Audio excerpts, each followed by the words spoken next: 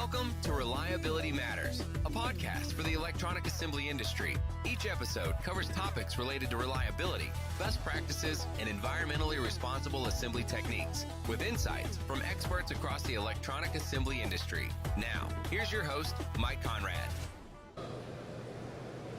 And welcome, or hopefully welcome back to another episode of Reliability Matters. Just like our last episode, we are recording in Anaheim, California, in sunny, quite warm Anaheim, California, at the Apex Expo in the Global SMT booth. Thank you, Trevor, and wonderful staff, David and Summer, for pushing all the buttons at the right time and making all this work.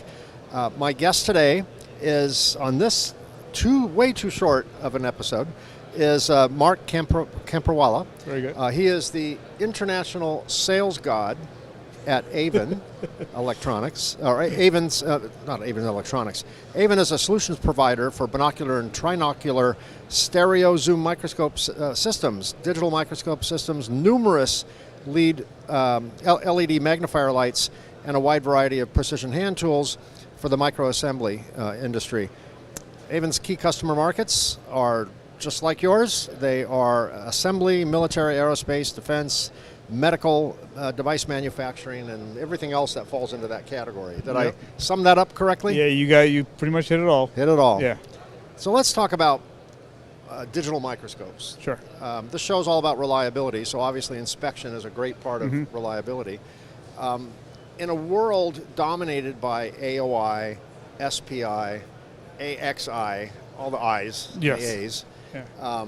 where they seem to be getting a lot of the attention, almost like the old Brady Bunch. Marsha. I mean, in your world, it's like, no, microscopes, back to basics. Exactly. What are some of the attributes that are uniquely beneficial for inspection that microscopes give you versus automated optical inspection and other technologies? So really kind of where we sit is, the AOI machines, those are kind of go after the microscopes. We're more in the assembly production process.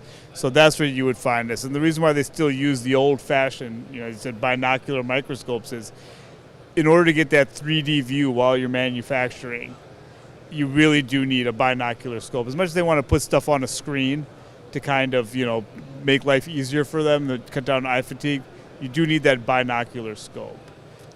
And help clarify something for me, and forgive my ignorance. Sure. Binocular, I get it. We have two eyes. Two eyes. Eyes too. Are we selling trinocular scopes to cyclopses? Or I mean, where does the third vision point come from? So the trinocular scope exactly is, just like you said, it puts the image up on a screen. Okay, so we have left eye, right eye, and then a screen. So it kind of, you're touching on the reliability standpoint, right? The AOI, those are all documented processes where they get nice reports.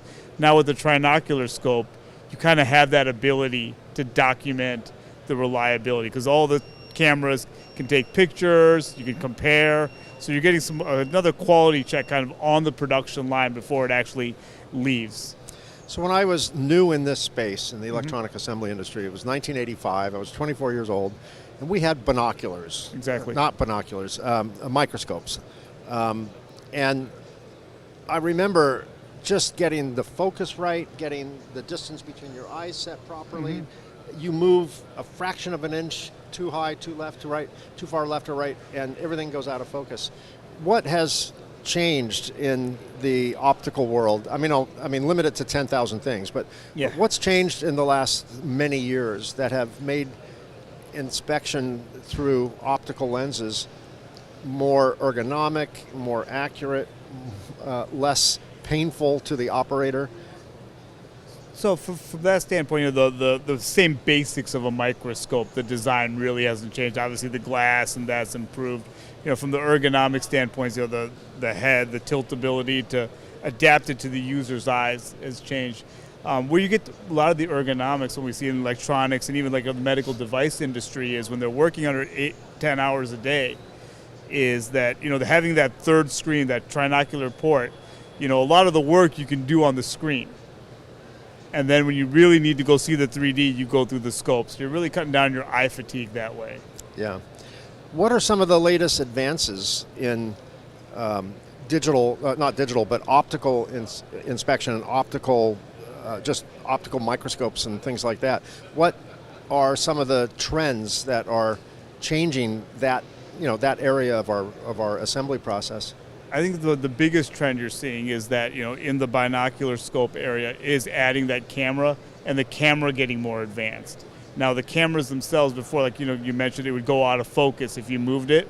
Now the cameras are autofocus where the chip automatically bounces and moves. And they have like greater depth of field also? Give you greater depth of field to do some layering to where you can see right down to the bottom of something if you really needed to. So that's really where we see a lot of the advances. And obviously the ergonomics of the scopes just keep getting better. And I would assume if you can increase the depth of field, now you have the ability to turn your inspection device into like an oblique viewer. You can actually rotate the board. Mm-hmm. That was always a struggle with old school microscopes. Was if once you try and put the board on a 20-degree angle or something to maybe look a little bit underneath the component, everything goes out of focus. But with a greater depth of field, that gives you a lot more margin, right, to play with. And we have oblique viewers on actually our newest microscopes that we just, the second version that we introduced here at the show, actually has an oblique viewer that's a 360. So you can spin it around the whole object and get a complete 360 view.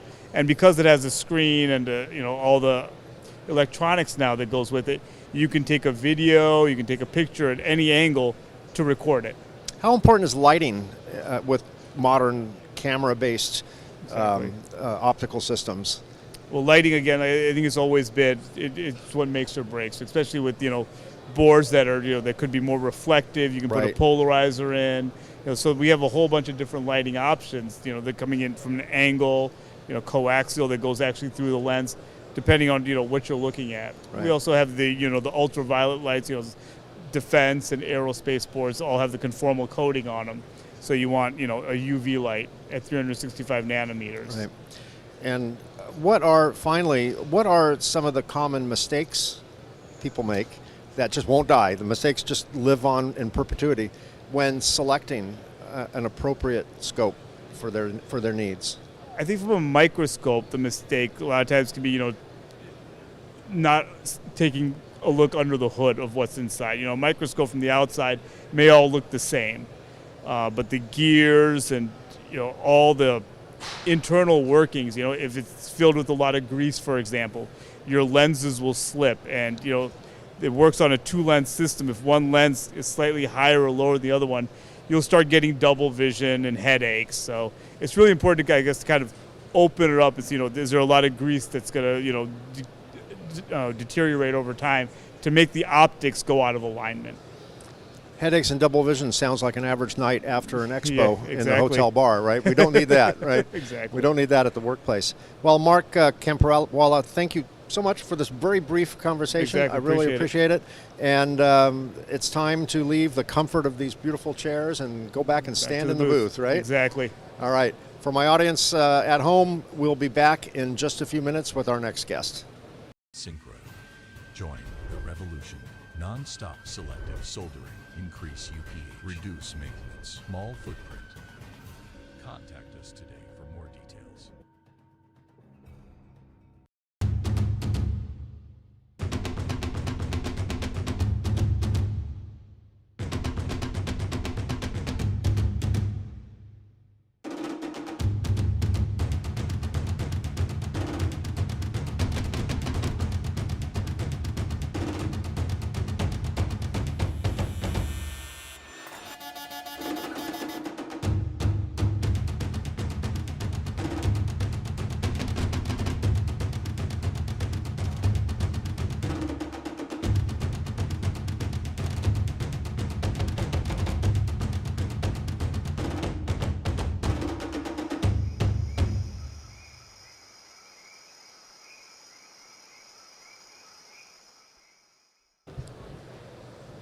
And we're back, as threatened, as promised.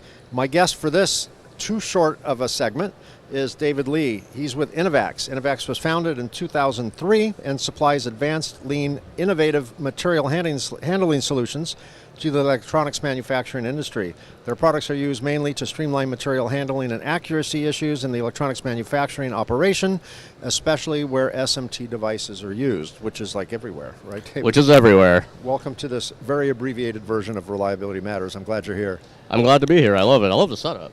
Yeah, it's pretty cool, huh? Very nice, yeah. These guys kind of know what they're doing. So, David, I want to concentrate on 3 adjectives Sure. that was in your company bio. Not just material handling solutions, but advanced, lean, innovative material handling solutions. What makes your material handling solutions advanced, lean, and innovative? So let's start with the advanced. So at the surface level, it's a pick-by-light system that uses sensors. But what makes it advanced is below the surface area where we are integrating data movement, right? So communicating placement of parts, removal of parts, transferring material from one location to another, not only just from the physical standpoint, but that data needs to be transacted in the back end as well, feeding information up to MES systems, ERP systems, which factory-wide connectivity is one of the biggest things for us. We're doing a lot more than just selling hardware that is a pick-by-light smart rack. We call it a smart rack, and we call it innovative and advanced because we are integrating the hardware into a factory-wide connection, thus providing factory-wide connectivity and full traceability. Give me an example of smart. What's the smart part of it? Integrating to MES systems, using that to pull the demand of parts. So let's say in a stock room, you're using an MES to do your production planning.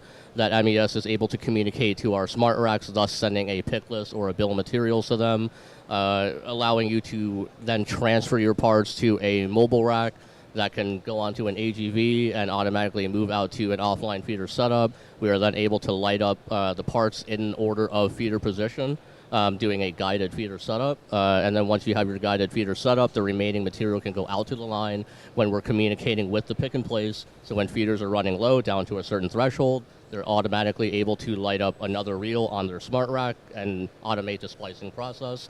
While all that is happening, we're also communicating all that material movement, consumption, updated counts up to the MES, which is aggregating data up to an ERP. Wow, that's quite smart. So I can understand quite easily how smart material handling systems can increase efficiency and optimization and flow and all of that. The show is called Reliability Matters, and of course everything in our space you can draw a line to reliability somewhere.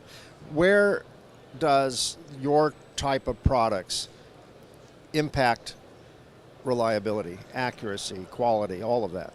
So let's start with hardware on that standpoint, and I'll get to software. So in terms of hardware, we are using proprietary sensors to sort of trigger the validation of material going in and out. So we're not using optical sensors, which can be susceptible to lighting conditions and Sure. dust and things like that. Even the way an operator takes a reel and inserts it into the slot. So that's from a hardware standpoint, we are doing something different, and inventory accuracy, we're integrating. We not only do we offer an X-ray counter, but we integrate with all other X-ray counters too, right? It's a small industry, and we all have to work together. Sure.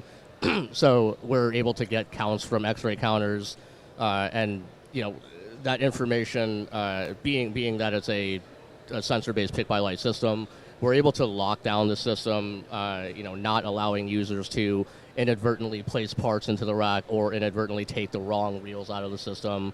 We can lock up the system, send messages up. So that can prevent rework. It can certainly prevent escapes if it's not caught later in exactly. AOI.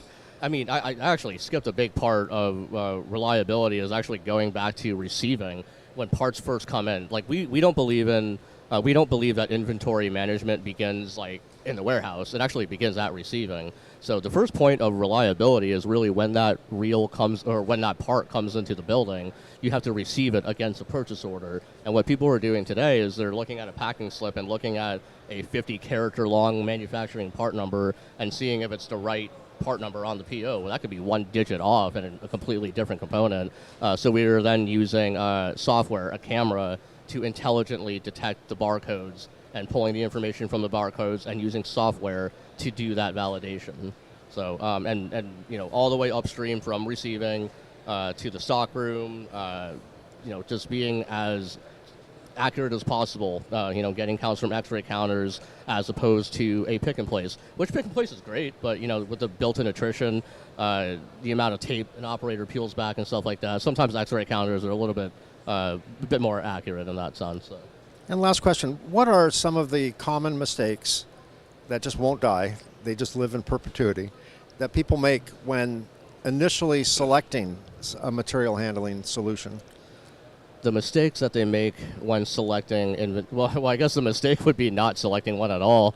There you go. Yeah. Yes, that's fair. Yes. You know, a lot of people, well, I shouldn't say a lot of people, but there are groups of people who will spend too much time and too much effort optimizing the efficiency of their production line, that material then becomes a bottleneck. You know, my machine becomes too fast for my warehousing crew to bring out material. And they forget that, you know, the faster your machine goes, the more efficient your material handling has to become.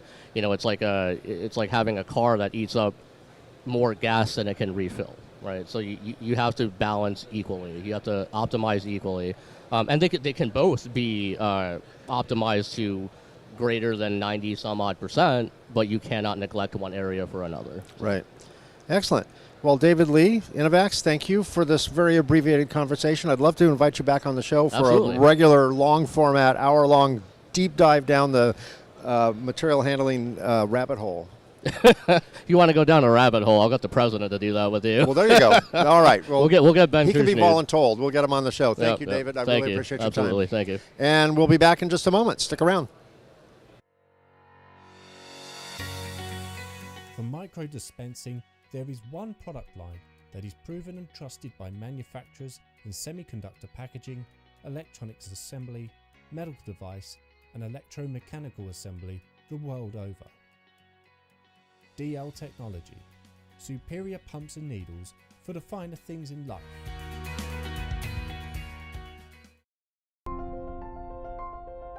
Why do something 3 times when you can do it only once? Using N1 Pass technology, BTU's new Profile Tracer is a next-generation thermal profiling tool, providing real-time data acquisition for oven optimization. It identifies inconsistencies due to temperature variables at both the product level and the heat source. Profile Tracer measures dual temperature locations as well as vibration, all in one pass, giving you time to attend the more important things in life.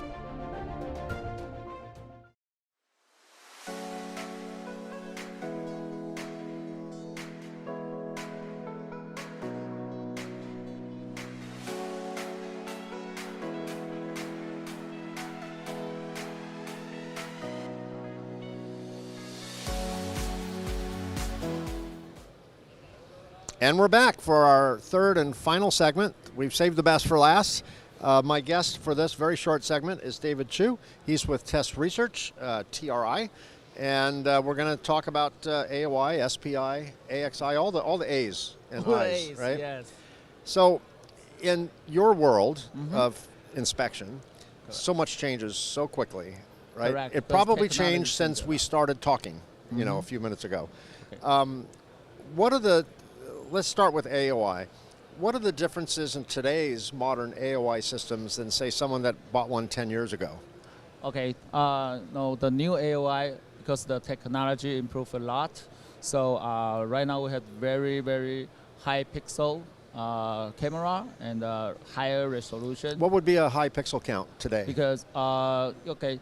50, When I was new hired for this industry, it was like 1 megapixel, then 4 megapixel, then 6 megapixel. Wow. Then, okay, we improved to 12 megapixel, then 21 megapixel right now.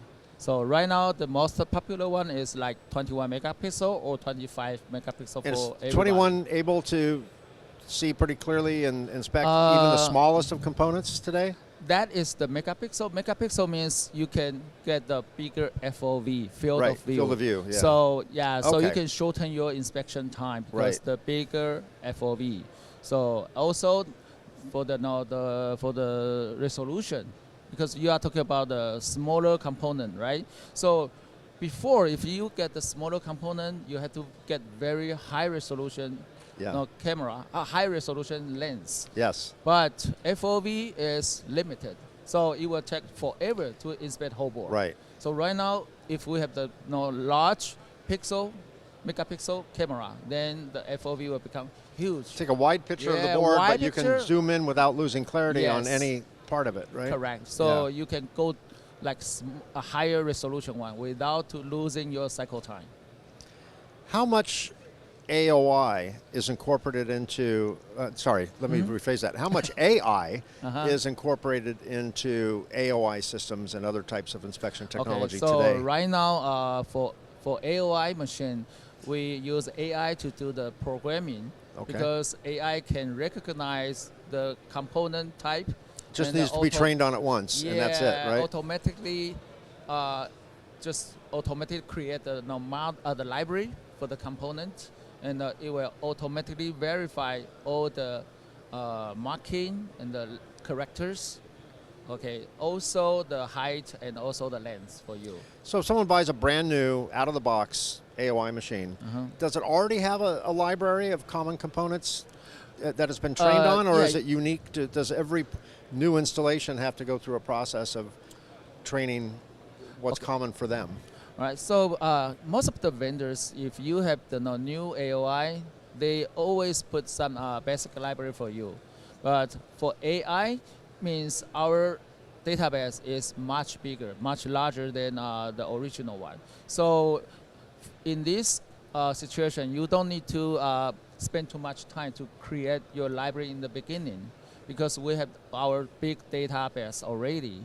So you just need to train some unique parts for your products. That's all.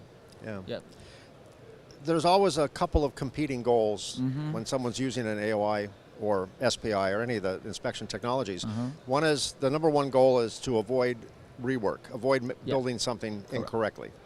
The number two goal, in a close second, is avoid escapes. So Okay. if something's built incorrectly, capture it before it goes out to the customer, right? Yes, correct. So I would think that X-ray, that technology alone does not avoid rework, because by the time you X-ray something, it's usually built up. But it might avoid shipping it out to a customer, right? So that's good. But better is preventing, like SPI, for example, solder paste inspection. By nature, you're inspecting something before it goes through an oven and before placement, right? You're inspecting right after the stencil printing. Yep. So that can definitely avoid rework, because you're not going to reflow something that has a bad solder pad on it. Correct. Right? What are the advantages of using SPI beyond the fact that you can actually prevent rework? In other words, someone can buy an AOI, make sure everything is placed properly. They can buy SPI first. They can do AXI after. What are the advantages of doing all three? And if someone's on a budget, which one would you skip if it were you? Which one skip? Okay. So everybody knows, like, no, SPI is cheaper than AOI. AOI is cheaper than AXI. Right. So, usually if you have the no choice, most of the company, they usually just buy AOI. Yeah, I You know would think why? so, yeah. Even though SPI can find out the solder paste issue in front of the pick and place machine, so you can just wash it and reprint, right?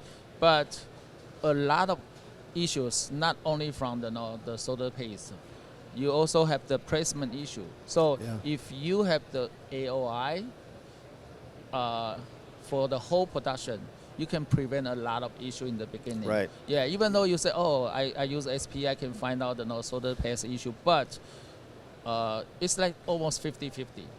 Okay, so placement issue is also the big issue. Yeah. Also, you have a lot of missing part and wrong part will happen from after the placement. So you use AOI will be the most, Then you can go SPI, and then Right. if you have enough money, go AXI.